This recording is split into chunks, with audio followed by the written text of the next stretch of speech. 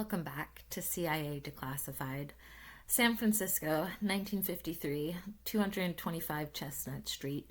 To the neighbors, it was just another high-end apartment, but inside the wallpaper was decorated with images of French can-can dancers, and the liquor cabinet was stocked with more than just gin and bourbon. This was the domain of George Hunter White, a former OSS officer and a high-ranking official in the Federal Bureau of Narcotics. White was on loan to the CIA for a project that would become the dark heart of MK-Ultra. Its name was Operation MIDNIGHT CLIMAX. The premise was as simple as it was predatory. The agency hired prostitutes to lure men from local bars back to the apartment. Once there, the men were given LSD, often in a glass of water or a cocktail, and while the drug took hold, George White sat behind a two-way mirror in a bedroom, sipping a martini and watching the human psyche unravel. George White was a meticulous record keeper, but his logs don't read like scientific journals. They read like the diary of a man who enjoyed the power he wielded over his subjects. A quote from his diary: "I was a very minor missionary, actually a heretic, but I toiled wholeheartedly in the vineyards because it was fun, fun, fun. Where else could a red-blooded American boy lie, kill, cheat, steal, rape, and pillage with the sanction and blessing of the highest authority?" End quote. The logs detail the reaction times of the victims. White would note the exact minute the pupils dilated, the onset of the giggles, and the eventual slide into paranoia or total ego loss. The subjects, ranging from blue-collar workers to local businessmen, were never told they were being drugged. They were simply released back onto the streets of San Francisco while still peaking on some of the purest acid ever manufactured. White's involvement wasn't limited to observation. He was frequently his own test subject. Declassified memos indicate that White and several other agency members routinely dosed themselves with LSD and other psychoactive substances during office hours. This created a bizarre hallucinogenic feedback loop where the observers were often as intoxicated as the observed, leading to logs that fluctuated between clinical coldness and rambling drug-induced incoherence. A quote from Sidney Gottlieb, chief of TSD: "The project was designed to explore the limits of human behavior under extreme duress without the subject's knowledge of the source of that duress. We needed to know if a man could be broken without him ever realizing he was under interrogation." End quote. One of the most chilling aspects of the operation was the use of Sub-Project 42.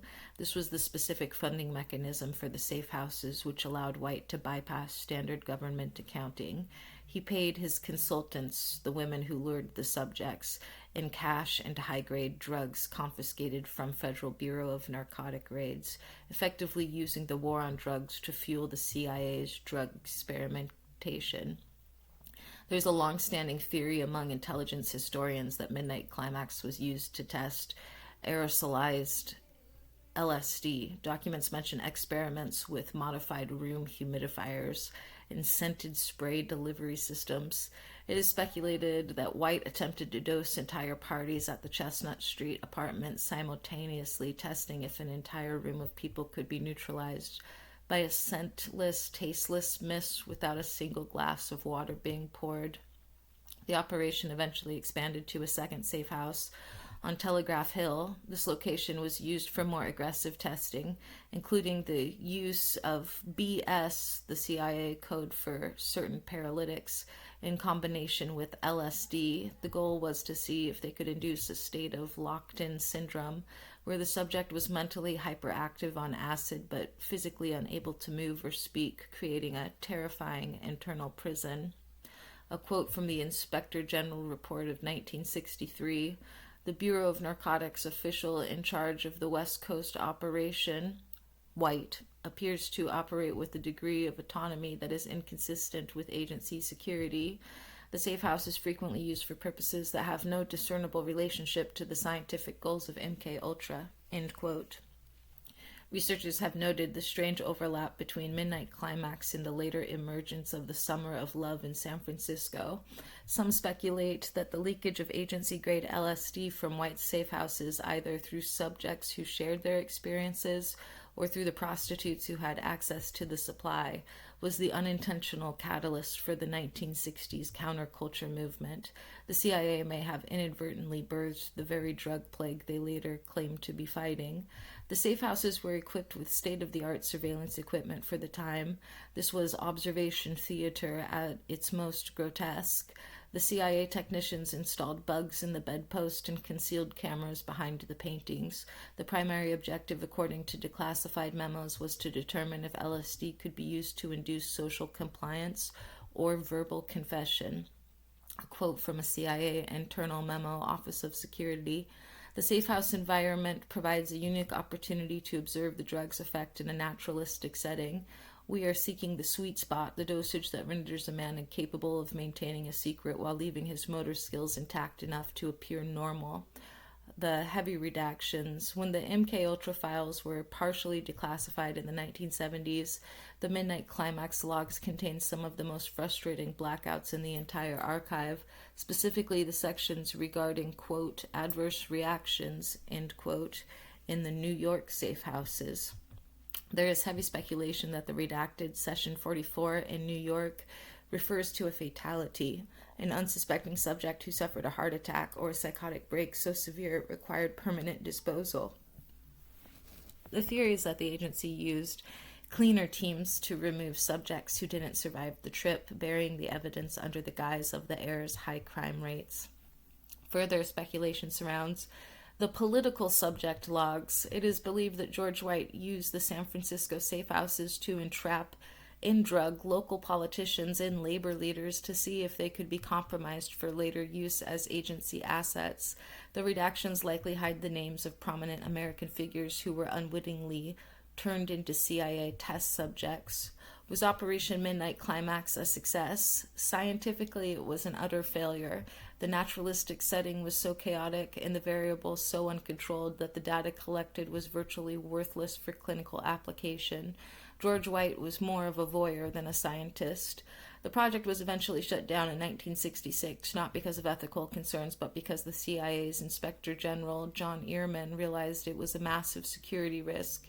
He found that the safe houses were essentially being used as private party pads for agency officers funded by taxpayer money, with zero oversight. Despite the moral vacuum, the acid brothels did yield specific breakthroughs in the agency's toolkit. Technological breakthroughs, low-light surveillance, the need to film in dimly lit bedrooms led to advancements in infrared photography and high-sensitivity film that would later be used in Cold War satellite reconnaissance. And two, concealed audio tech. The bedpost bug led to the development of the sub-miniature microphones used in the 1960s to bug foreign embassies. Operational breakthroughs, it perfected the honey trap as a delivery system for biochemical agents. The agency learned exactly how to leverage human vice to deliver a payload, be it a drug, a bug, or a tracking device, proving that the bedroom was a viable battlefield, just like the boardroom. George White retired to a quiet life in 1965, never showing a hint of remorse for the lives he disrupted. He died in 1975, just as the church committee began to peel back the layers of his vineyard. The Chestnut Street apartment is now a private residence. The can wallpaper is gone, but the history of what happened behind those mirrors remains etched in the declassified record, a reminder of what happens when the highest authority loses its moral compass. Next time on CIA Declassified, we move from the streets of San Francisco to the edge of space. We examine Project Isinglass. Based on the conceptual blueprints of the 1960s, we explore the agency's attempt to build a successor to the SR-71 Blackbird, a rocket-powered manned aircraft designed to reach Mach 20 and skip along the top of the atmosphere like a stone on water. It's a story of an engineering dream that was too fast for its own time. Join us for the Mach 20 ghost. In the meantime, I'll see you in the archives.